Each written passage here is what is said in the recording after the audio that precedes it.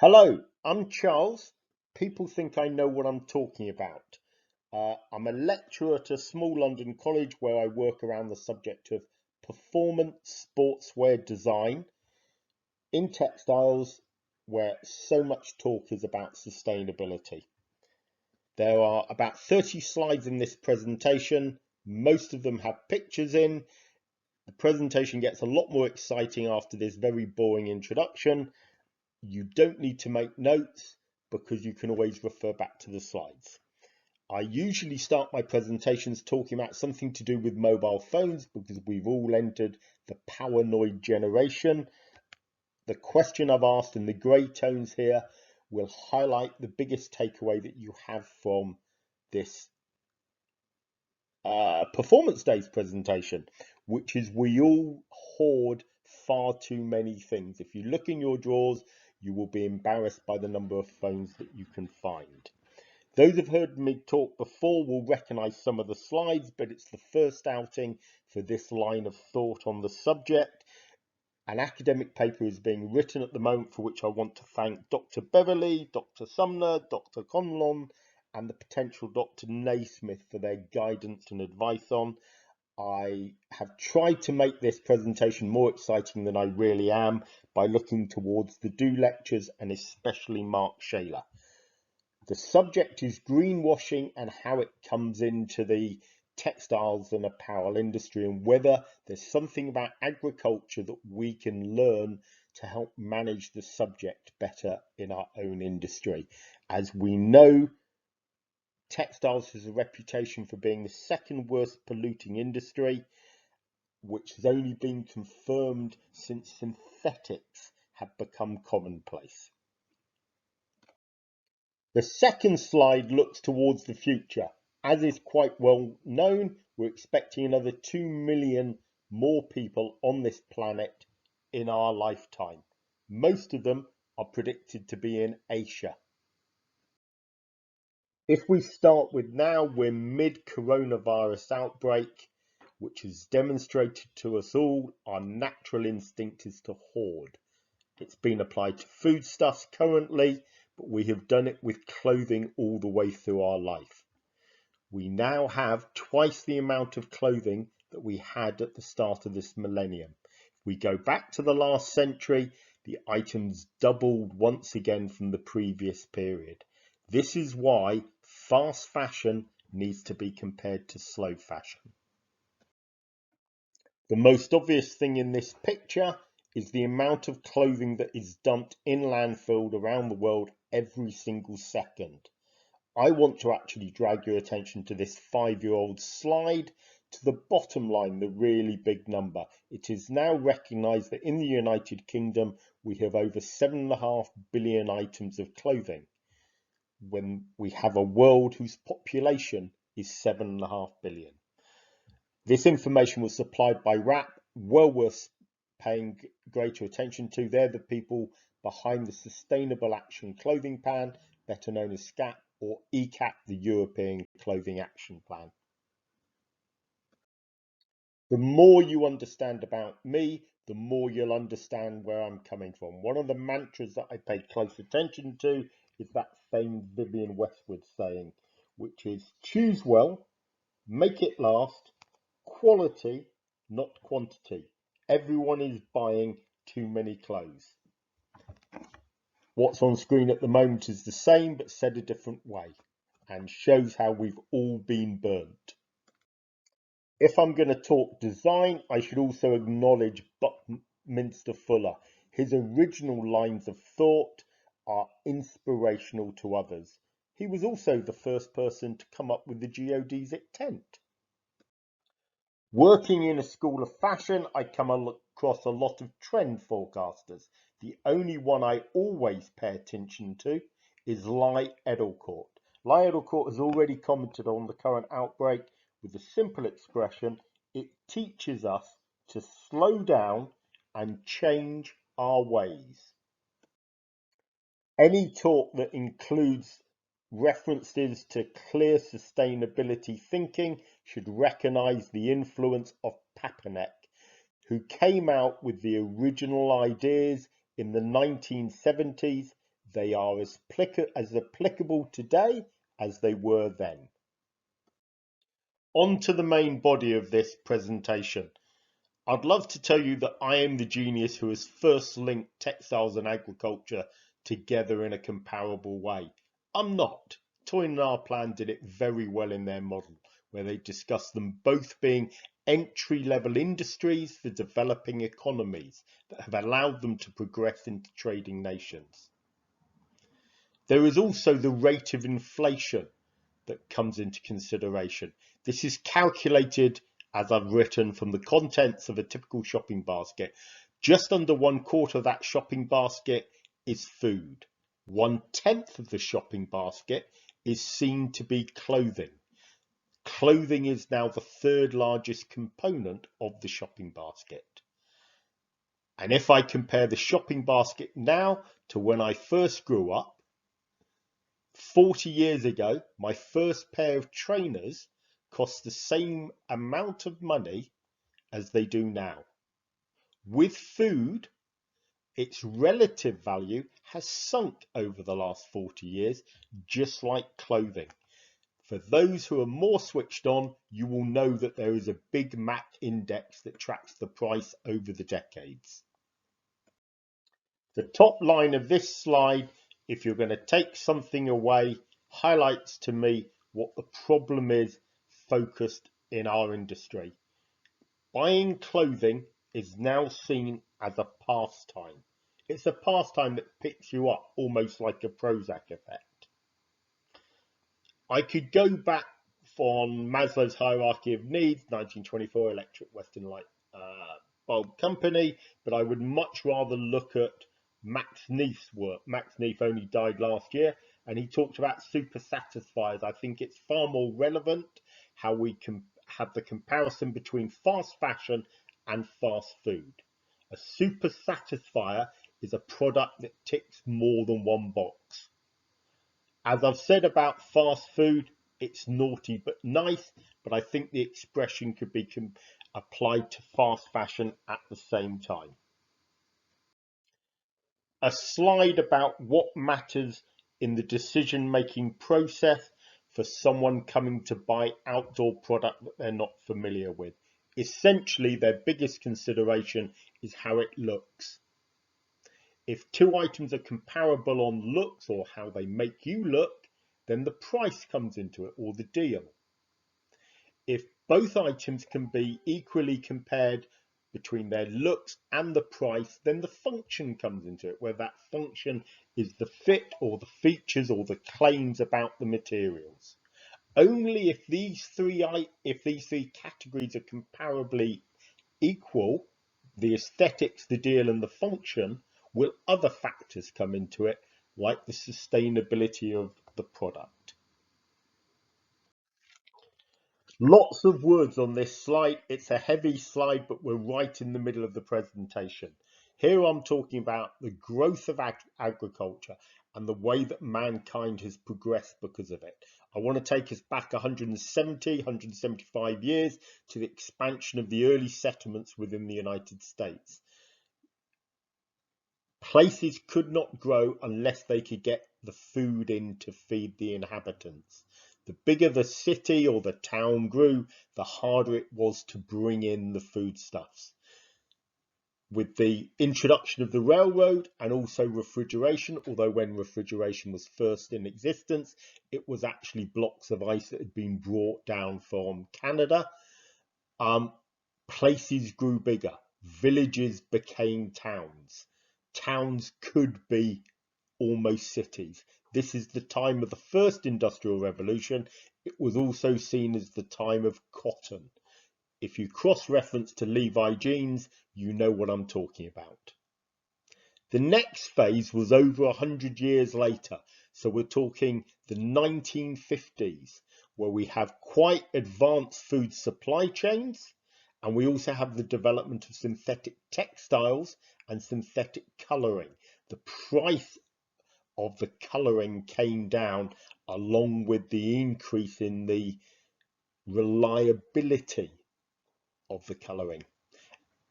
We saw a lot of yarn engineering going on to make garments tougher. We also had the Andy Warhol generation, the pop art generation. Polyester was big. As this pop generation progressed, we saw the start of fast fashion. In the 1970s, we saw the development of polycotton.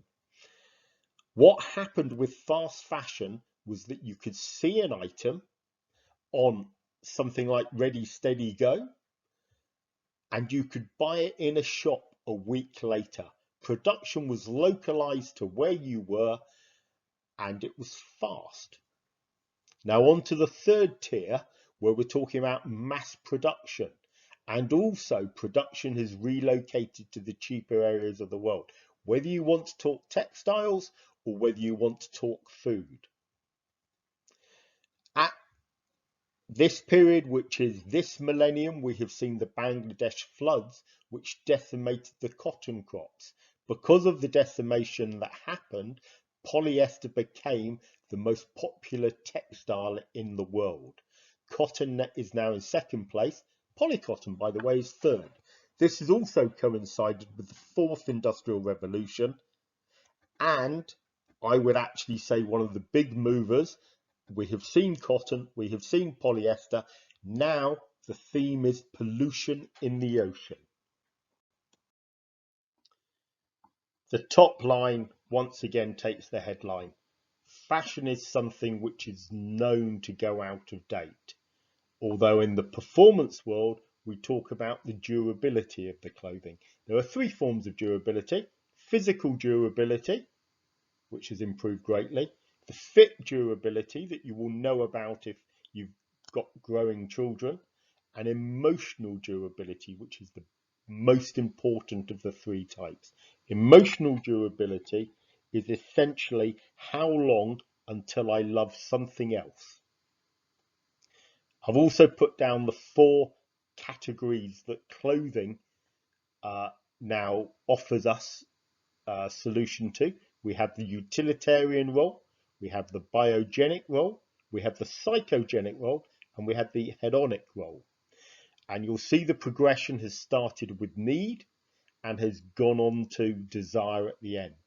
Fast fashion has come in with the latter two categories, the identifying and the fun areas. That's to say that if you have clothing like this, it needs to be practical, it needs to be comfortable, but it will also then start to identify you with a particular trend or allow you to have fun in it. Now, fast fashion is not single-use items. Fast fashion is the way that we can embellish what we already have. The core of what we do are actually retained favourites. There is a role for it, and it has happened. I often get asked if I see textiles as doing more good or evil on this planet. I see textiles as such a force for good. It has allowed people to earn a wage. Currently, there are over 1 billion people living below the nutritional poverty line. Textiles is a way that enables people to get out of this situation. I live in the Leeds City region. We have over 100,000 people working associated to the textile industry. If I extrapolate this worldwide, from the influencers in the virtual world to those in the selling process to those creating the textiles, we're talking many millions. Textiles also has a dark side. This movie actually goes very close to the subject. It's to do with the PFCs. It's also a good movie. Try and catch it. This is where textiles is now, the mass number which is being created, the cheapest cost that we can produce it as, the association of waste mounting up because of it.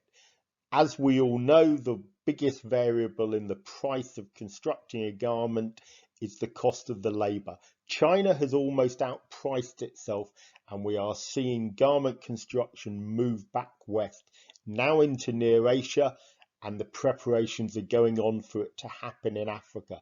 The infrastructure for Africa is being provided by China.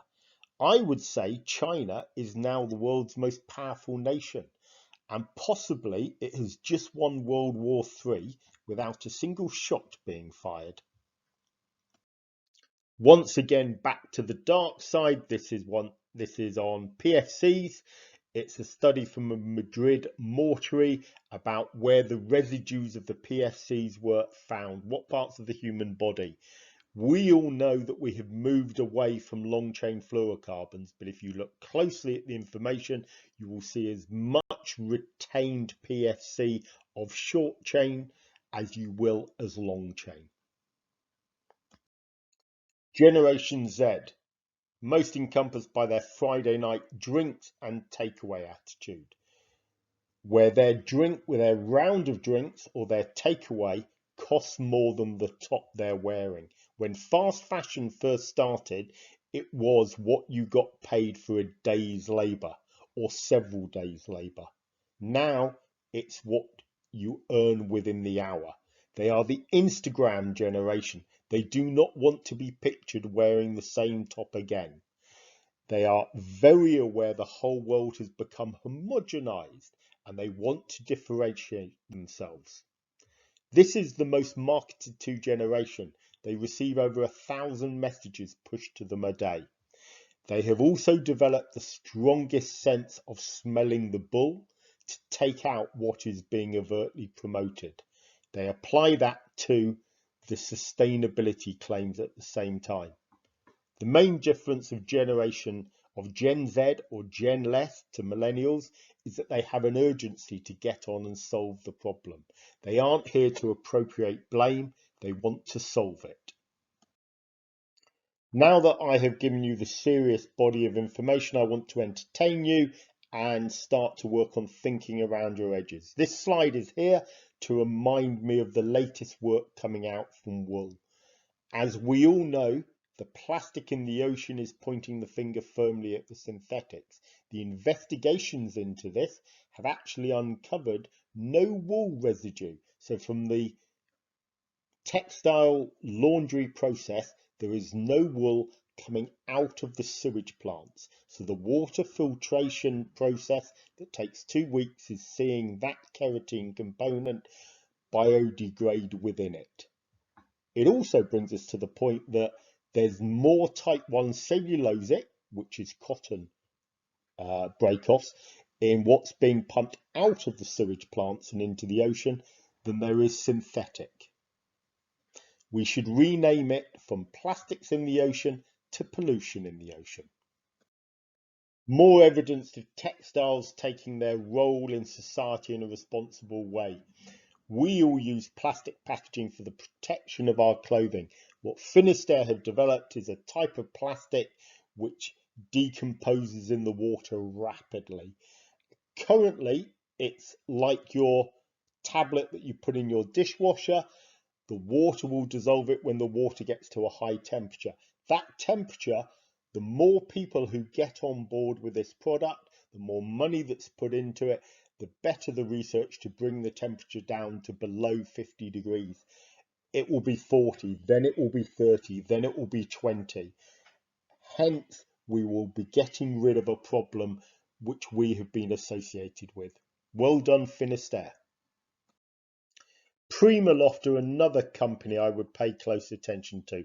They can use Parley, the ocean waste. They can produce stuff using the P.U.R.E system, produce using reduced emissions.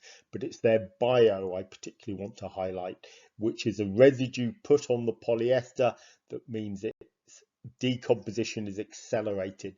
They have met ASTM, the American Standards testing, on 5511 for land-based composting and 6691 for sea biodegradation.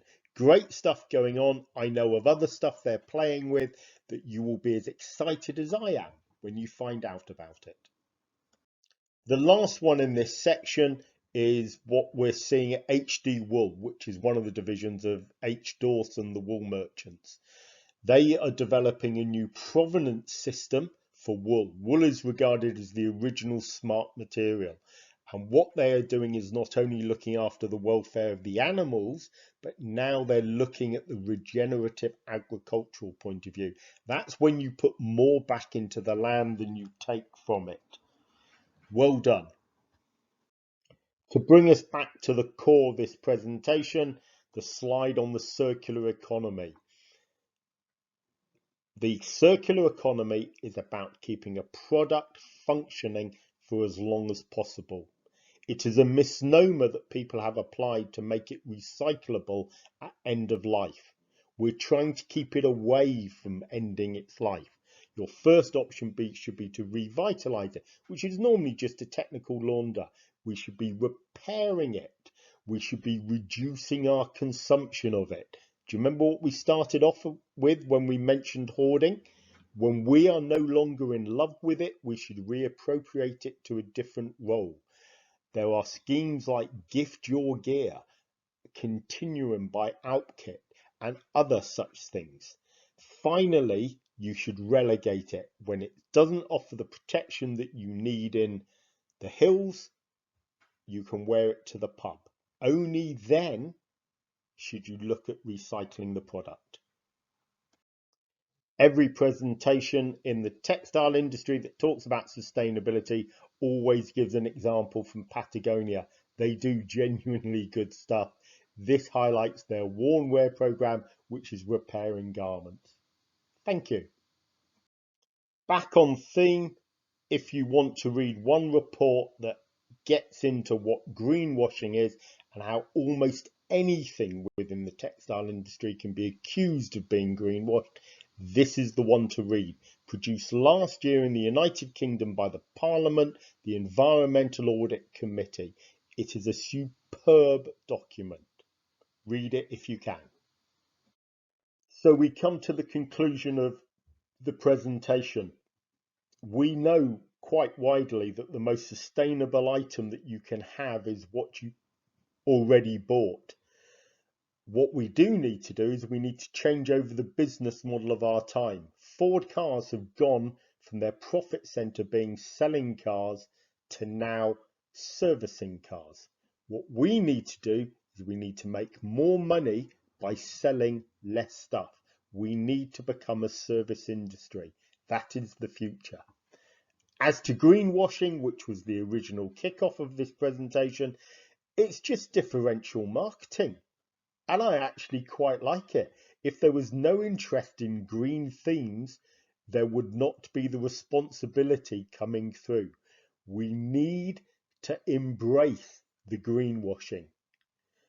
What the brands need to do is to be very careful, because the woke generation have moved us definitely into the information age.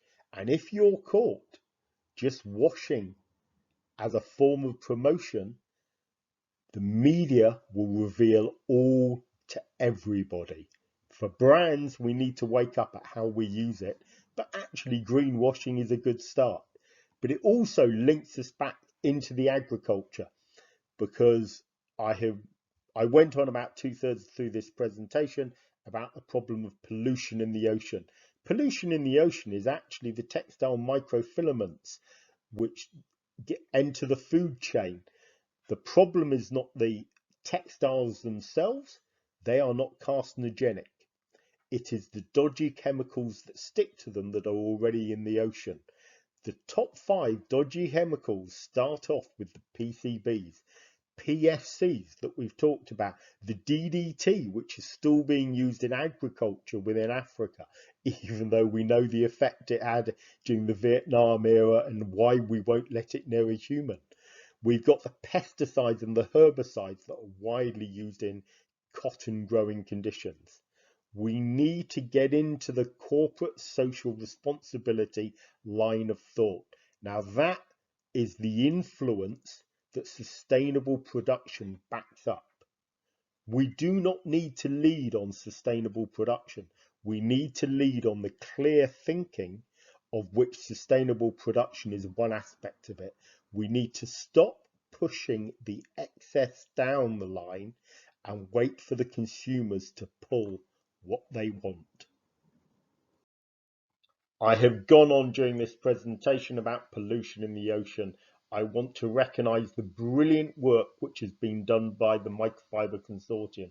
So that is something the EOG has brought out of the Don't Feed the Fish Sophie Mather project to now being something which is internationally recognised as how the performance sports are leading the rest of the textile industry. Thank you, Sophie. Two things to help close the presentation. One is a little bit of humour. You will have all picked up that I am British. The other thing was last week was meant to be David Attenborough's movie within the cinemas. A Life on Our Planet is an outstanding piece of work. And as we have all noticed during the coronavirus outbreak, agriculture and the natural environment is recovering far faster than we all imagine without our influence destroying it. What David Attenborough raises to be questioned is whether humankind will be around to survive with the planet. People who have seen me present before know that this is the end. I always put up the Banksy slide that people call wrongly girl with balloon. No, it's not. Look at the graffiti on the right hand side of the slide. There is always hope. I have every faith within the textile industry. The slide that I put up when I want to invite questions. This presentation has looked at greenwashing within the textile industry. It's also seen how our industry has progressed as that with the agricultural industry as well, and how the two actually keep on bumping into each other. I hope that you've enjoyed this. If you need to find me, my email's at the bottom.